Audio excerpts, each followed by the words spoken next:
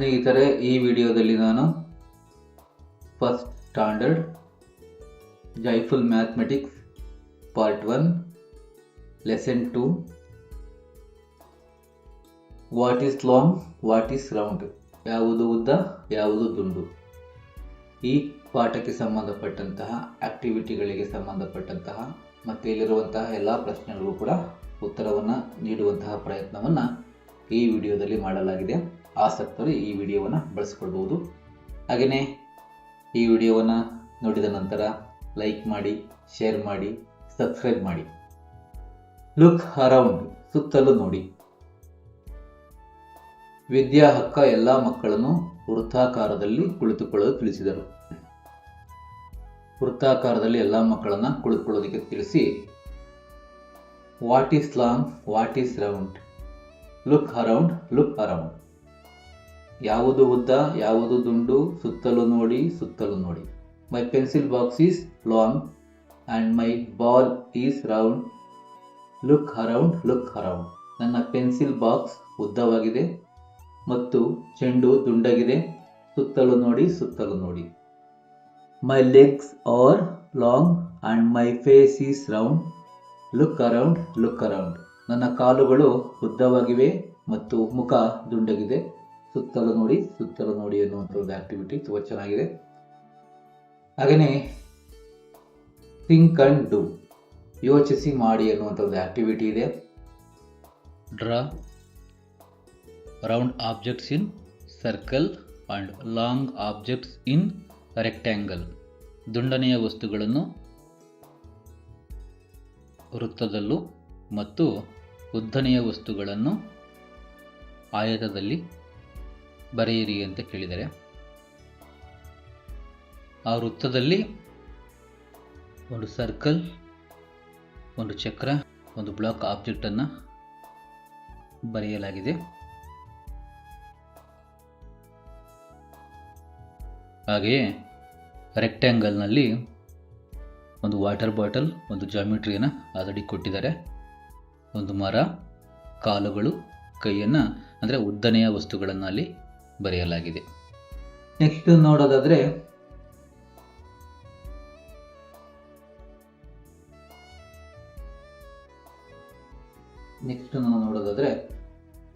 Match the objects which are similar in shape.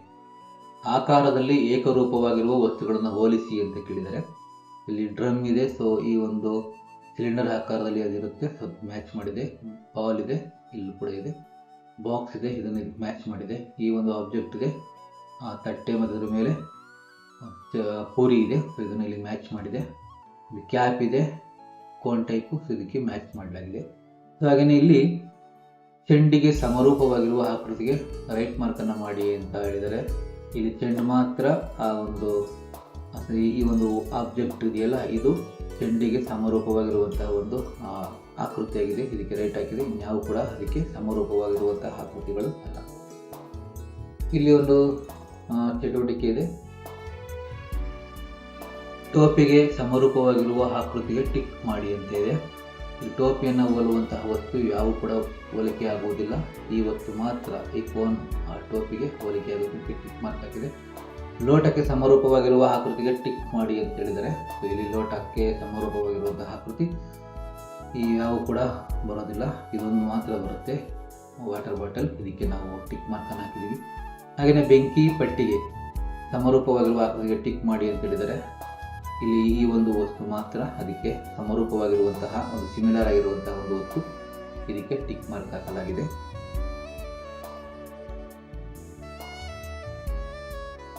ಇಲ್ಲೊಂದು activity ಇದೆ, let us do ಅಂತ, ನಾವು ಮಾಡೋಣ ಅಂತ.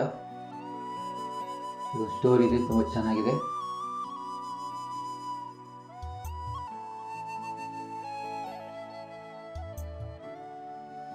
ನೆಕ್ಸ್ಟು ಲೆಟ್ ಅಸ್ ಸ್ಲೈಡ್, ನಾವು ಜಾರೋಣ ಅನ್ನುವಂಥ ಒಂದು ಆಕ್ಟಿವಿಟಿ ಇದೆ.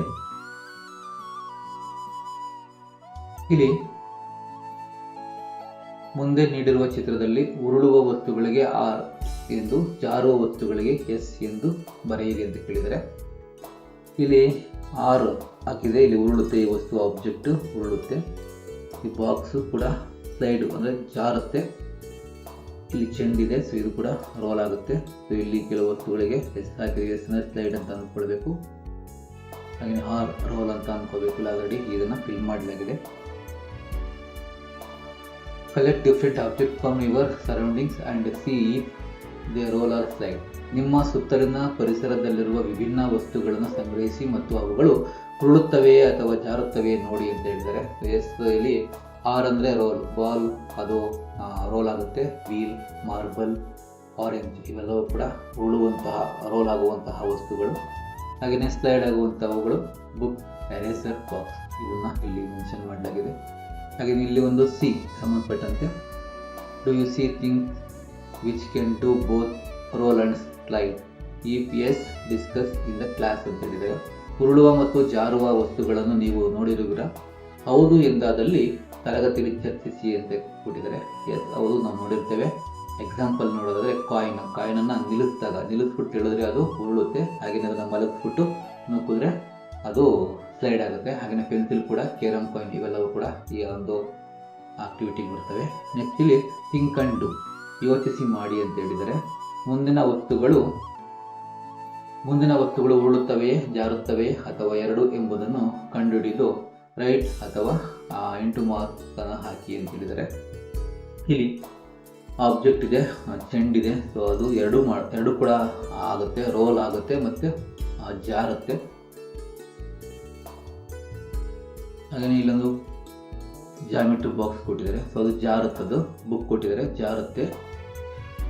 ಆರೆಂಜ್ ಇದೆ, ಸೊ ಅದು ಕೂಡ ಎರಡು ಆಕ್ಟಿವಿಟಿಲಿ ಬರುತ್ತದು, ಅಂದರೆ ಉರುಳುವುದು ಮತ್ತು ಜಾರುವುದು ಬರುತ್ತೆ. ಹಾಗೆ ಇಲ್ಲಿ ವಾಟರ್ ಬಾಟಲ್ ಕೊಟ್ಟಿದ್ದಾರೆ, ಇದು ಅಷ್ಟೇ, ಇದು ಉರುಳುವುದು ಮತ್ತು ಜಾರುವುದು ಎರಡಕ್ಕೂ ಬರುತ್ತೆ. ಇಲ್ಲಿ ಒಂದು ಆಬ್ಜೆಕ್ಟ್ ಕೊಟ್ಟಿದ್ದಾರೆ, ಇದು ಕೂಡ ಎರಡಕ್ಕೂ ಕೂಡ ಬರುತ್ತೆ, ಇದು ಉರುಳುತ್ತೆ ಮತ್ತು ಜಾರುತ್ತೆ. ಈ ಸ್ಪೂನ್ ಕೊಟ್ಟಿದ್ದಾರೆ, ಇದು ಜಾರುತ್ತೆ.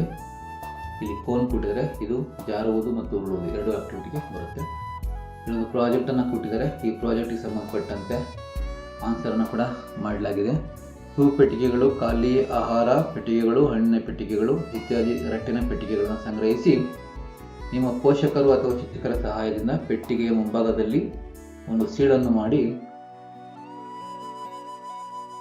ಮತ್ತು ಕಣ್ಣುಗಳು, ಬಾಯಿ ಮತ್ತು ಮೂಗನ್ನು ಚಿತ್ರಿಸಿ ಒಂದು ಬೊಂಬೆಯನ್ನು ಮಾಡಿ ಅದರೊಂದಿಗೆ ಆಟವಾಡಿ ನಿಮಗೆ ಇಷ್ಟವಾದ ಕಥೆಗಳಲ್ಲಿನ ಬೊಂಬೆಗಳನ್ನು ಮಾಡಿ ನಿಮ್ಮ ತರಗತಿ ಕೋಣೆಯಲ್ಲಿ ಬೊಂಬೆ ಪ್ರದರ್ಶನ ನಡೆಸಿ ಅಂತಿದೆ.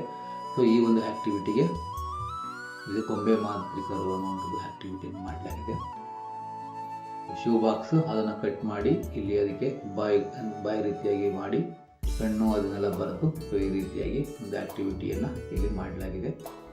ಸೊ ಹಾಗೆಯೇ next make towers with different objects, find with the shape of objects, make taller and stable towers ಅಂತ ಹೇಳಿದ್ದಾರೆ. ವಿವಿಧ ವಸ್ತುಗಳನ್ನು ಬಳಸಿ ಗೋಪುರಗಳನ್ನು ಮಾಡಿ ವಸ್ತುಗಳ ಯಾವ ಆಕೃತಿಗಳು ಉದ್ದವಾದ ಮತ್ತು ಸ್ಥಿರವಾದ ಗೋಪುರಗಳನ್ನು ಮಾಡುತ್ತವೆ ಕಂಡುಹಿಡಿಯಿರಿ ಅಂತ ಹೇಳಿದರೆ ಈ ಒಂದು ಆಕ್ಟಿವಿಟಿ ಸಂಬಂಧಪಟ್ಟಂತೆ ಇಲ್ಲಿ ಕೊಡಲಾಗಿದೆ. ಬಿಲ್ಡ್ ಸ್ಟೇಬಲ್ ಟವರ್ಸ್, ಇಲ್ಲಿ ವಿವಿಧ ವಸ್ತುಗಳನ್ನು ಬಳಸಿ ಗೋಪುರಗಳನ್ನು ಮಾಡಲಾಗಿದೆ ಇಲ್ಲಿ. ಹಾಗೆಯೇ ಇಲ್ಲಿ ಡಿಫ್ರೆಂಟ್ಸ್ ಬೇಸಸ್, ಇಲ್ಲಿ ಸಿಲಿಂಡರ್ನ ಬಳಸ್ಕೊಂಡಿದ್ದಾರೆ, ಸ್ಕ್ವೇರ್ಗಳನ್ನು ಬಳಸ್ಕೊಂಡಿದ್ದಾರೆ. ಸೊ ಇಲ್ಲಿ ಈ ಥರದ ಆಕೃತಿಗಳನ್ನು ಮಾಡಬಹುದು, ಆಕ್ಟಿವಿಟೀಸನ್ನು ಮಾಡಿಸ್ಬೋದು. ನೆಕ್ಸ್ಟ್ ನಾವು ನೋಡೋದಾದರೆ ಜೇಡಿ ಮಣ್ಣನ್ನು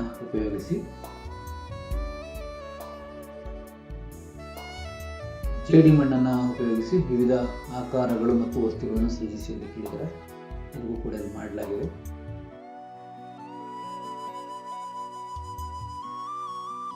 ಕ್ಲೇ ಕ್ರಿಯೇಷನ್ ಅಲ್ಲಿ ಜೇಡಿ ಮಣ್ಣನ್ನು ಬಳಸಿ ಈ ರೀತಿಯಾಗಿರುವಂತಹ ಆಕೃತಿಗಳನ್ನು ಮಾಡಲಾಗಿದೆ. ಸ್ನೇಹಿತರೆ, ಈ ಒಂದು ವಿಡಿಯೋ ನಿಮಗೆ ಇಷ್ಟ ಆಗಿದ್ರೆ ಈಗಲೇ ಶೇರ್ ಮಾಡಿ, ಲೈಕ್ ಮಾಡಿ, ಸಬ್ಸ್ಕ್ರೈಬ್ ಮಾಡಿ. Thank you so much.